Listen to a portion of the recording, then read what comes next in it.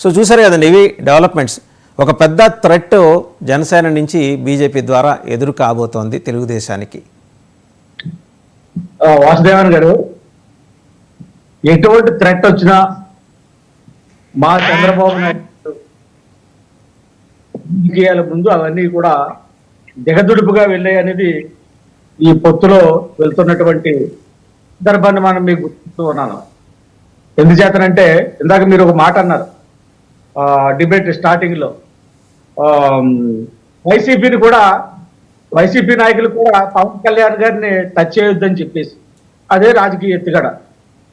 YCP అక్కడ కూడా రాజకీయ ఎత్తుగడగానే మనం భావించాల్సినటువంటి పరిస్థితులు ఉన్నాయి.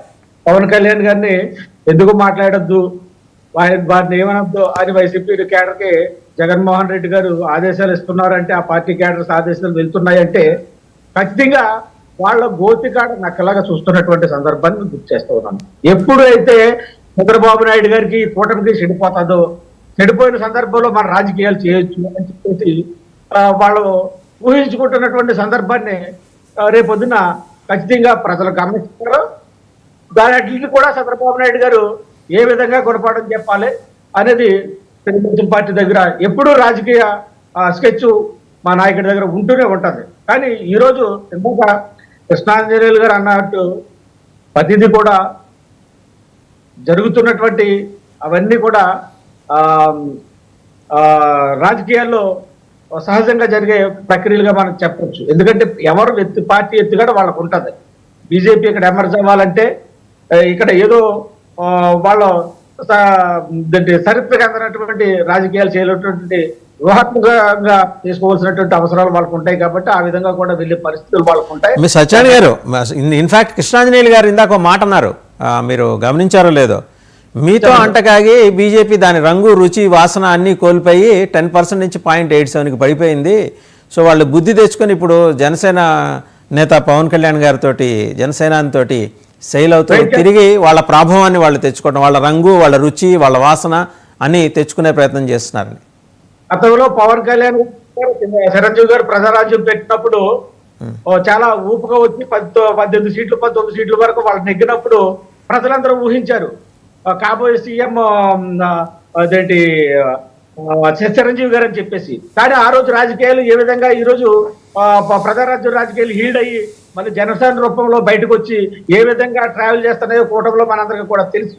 కానీ రాజకీయాలకి నేషనల్ పార్టీస్ ఎప్పుడు కూడా ఆంధ్రప్రదేశ్లో జీరోలో ఉన్నాయి. కాంగ్రెస్ పార్టీ జీరోలో ఉంది, బీజేపీ జీరోలో ఉంది పర్సెంటేజ్ ప్రకారంగా. వాటిని ఏ విధంగా వాళ్ళు ఇక్కడ రాజకీయాల్ని టచ్ చేయాలి, టచ్ చేస్తే మనం అధిగమిస్తాం. ఏ విధమైన ఇందాక కృష్ణాంజనేయులు గారు అదేంటి సార్ జీరోలో ఉందంటారు? మీ కూటమిలో వాళ్ళకు 8 మంది, ఎంతమంది సార్ కృష్ణాంజనేయులు గారు 8 మంది ఎమ్మెల్యేలు ఉన్నారు వాళ్ళకి బీజేపీకి. మరి జీరోలో ఉంటే 8 మంది ఎమ్మెల్యేలు ఎట్ట గెలిచారు సార్ వాళ్ళు?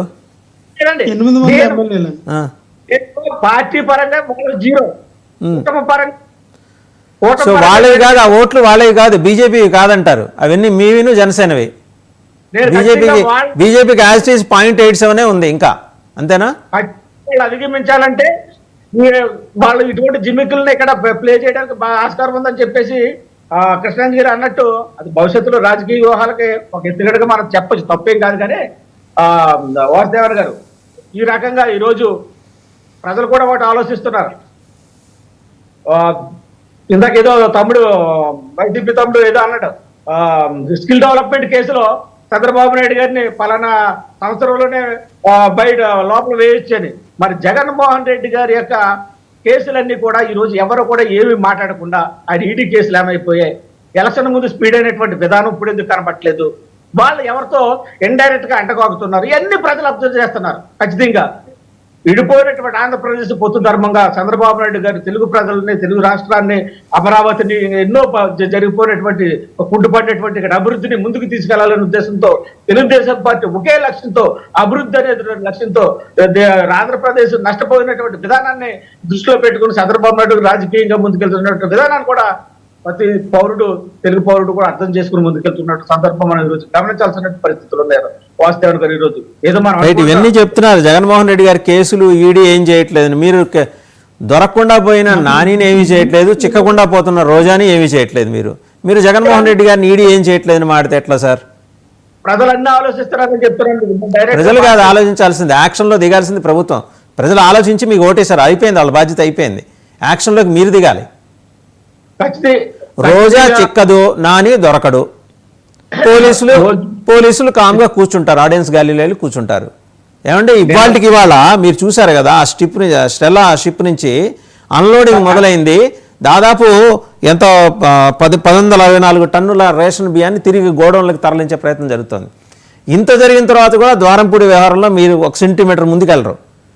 రోజా గారు ఏదో మాట్లాడుతున్నారు నిన్న, ఒకసారి ఆవిడ ఏం మాట్లాడారో చూద్దాం. నిన్న ఆవిడ మాట్లాడారు, ప్రభుత్వ కూటమి